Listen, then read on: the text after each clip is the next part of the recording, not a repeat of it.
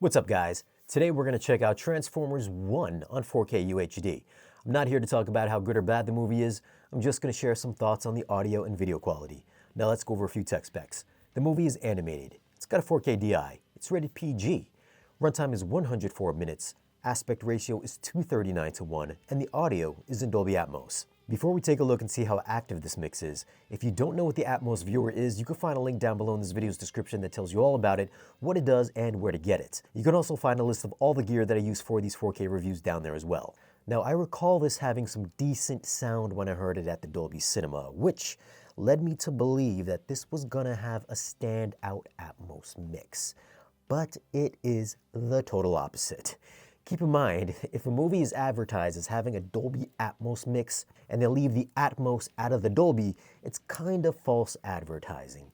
And Transformers 1 is essentially a Dolby 7.1 channel mix with just a sprinkling of top channel activity. So technically, it's locked in a static 7.1.2 channel configuration. So if you've got 4 top channels, all 4 of your height channels will become active. But if you've got 6 or more top channels, then only the top middle speakers will be active. So keep that in mind. Now, if we're just talking about lower channel activity, the movie's got some really solid movement from front to back and vice versa.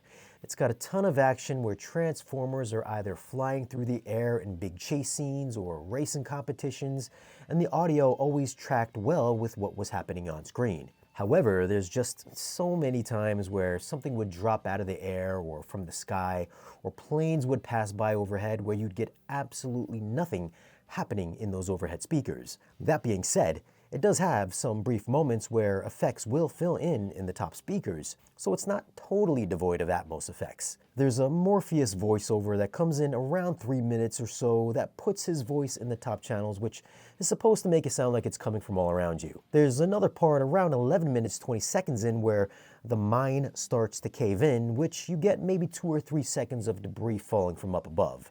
And I found the most aggressive use of Atmos height effects comes in whenever the Quintesson ships do their slow motion flyovers.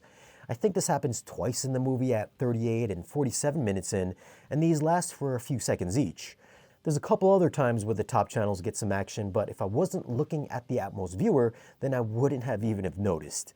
And it's a shame because there's a huge Ready Player One-esque race scene in this movie, which should have been a demo-worthy scene. There's Transformers zipping in and out of frame and things blowing up off screen, but it didn't see any height channel usage whatsoever. Now, as for the bass response, I found those Quintesson flyover shots to have the most memorable room-shaking moments. And the other part is when the Transformers are running on top of the train when that ground is coming up from out of the planet, which really did shake my room quite violently. But as a whole, I felt that the bass was just really lacking. Although, on a positive note, the dialogue always remained easy to hear. And thank you to Kaleidoscape for providing me with this copy of Transformers 1 so I could bring you the home theater movie loving community this 4K review. Now, if you want to get your movies weeks and sometimes months before they come out on 4K Blu-ray in the same quality, if not better, consider getting a Kaleidoscape for your movie watching needs. You can grab one at our channel partner, Dream Media. Links can be found down below in this video's description. Now, unlike the audio, the video was fantastic.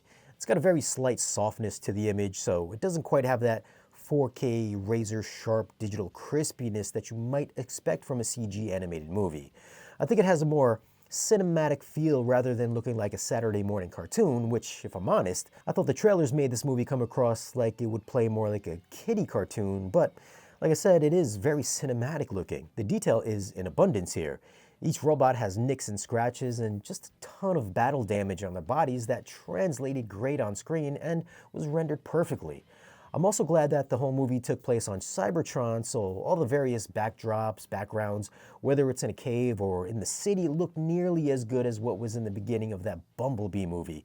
So I'm hoping that we get a more live-action feeling Transformers movie that fully takes place on Cybertron with this kind of detail. The HDR was equally as impressive with richly saturated colors, so reds, whites, and blues, and primary colors really had some nice pop. Their metallic bodies glistened and shined almost as if they were rubbed down with baby oil, so those bright specular highlights could really jump off the screen. The black levels were spot on without crushing any shadow detail and elevating contrast levels. This is a great looking movie, so I'm gonna go with a 9.9 for video. For audio, this is just as lackluster as The Wild Robot, which also came out recently and also has robots in it. I know there are some folks out there whose feelings are getting hurt because I'm rating some of their favorite movies so low for audio because there's little to no height channel activity in them, which also makes me an elitist somehow. I don't know how, but that's what I've heard more than a few times.